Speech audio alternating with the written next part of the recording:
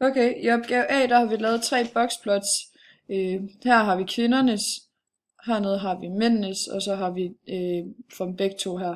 Vi har lavet boxplottet ved at definere vores kvartiler for i kvindernes som observation 1, og for at få boxplottet, så har vi opskrevet mindsteværdien en gang, nedre kvartil ind 2 gange, medianet 1 gang, og øvre kvartil 2 gange, og så til sidst største værdien 1 gang. Og så har vi så fået det her boxplot ud af det. Under observation, eller til anden ved mændenes, der har vi så skrevet alle de mange observationer ind, og så har vi fået det her fine boxplot ind ud af det. Og så herunder, der kan vi se dem begge to, og vi kan se, at med mændene, der er flere observationer,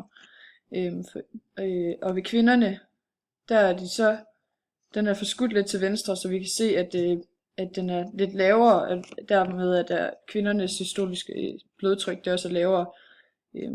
Yes. Medianen for kvindernes, de er også lavere end mændenes. Så yes. Og hvis vi kigger på de her 2 boxplots, så kan vi så se, at mindsteværdien for kvindernes, den er 115. Det nedre kvartil, det er 117. Medianen, den er 120.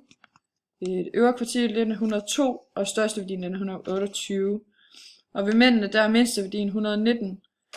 Nedre kvartil, det er 120,5. Medianen, den er 123. Øvre kvartil, den er 127,5. Og største værdien, den er 129. Ja, og i opgave B, der har vi lavet en matrix, hvor vi har skrevet de informationer ind, som vi har fået, og den har vi defineret som store M. Og den måde, man skriver for eksempel fra 30 til 40 på, det er, at man skriver 30,40.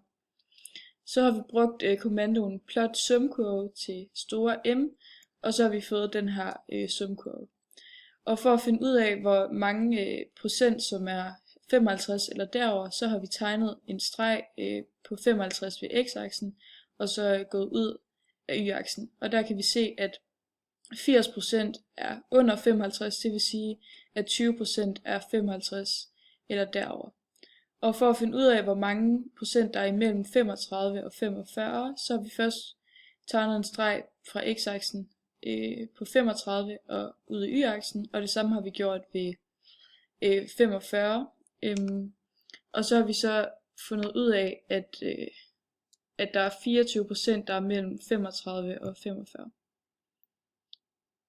Og kvartilsættet for den her sumkurve, det er, at nedre kvartil, det er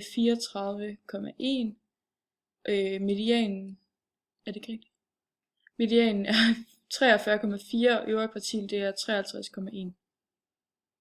Og C har vi kigget på de informationer, vi fik om kondital i Excel, og for at gøre det mere overskueligt, så har vi farvet konditallene i de forskellige kategorier, altså meget lavt, lavt, middel, højt og meget højt. Og så har det været meget nemmere at tælle, hvor mange mænd der for eksempel ligger i middelklassen. Jeg lavede nogle tabeller over de forskellige, altså over for kvinder og mænd, så det var nemmere at finde ud af, hvor mange der var de hver. Og ud fra dem så har vi fundet ud af, at gennemsnittet for de begge to, for kvinder og mænd, og gennemsnittet for kvinderne, det var så 39,5, og det vil sige, at de ligger faktisk som middel, mens at mændene, de har et gennemsnit på 47,62, og det er lavt for mændene. Ja, og så har vi så også beregnet gennemsnittet for alle klasserne, og der kan vi så se, at I-klassen har det højeste gennemsnit, men det kan vi så også sige, at de har flere drenge, så det har større indflydelse på, hvor højere gennemsnittet er, fordi gennemsnittet for drenge, de generelt er højere. Ja, og der er flere piger i S-klassen og U-klassen og X-klassen. Så ja, det har stor indflydelse på det.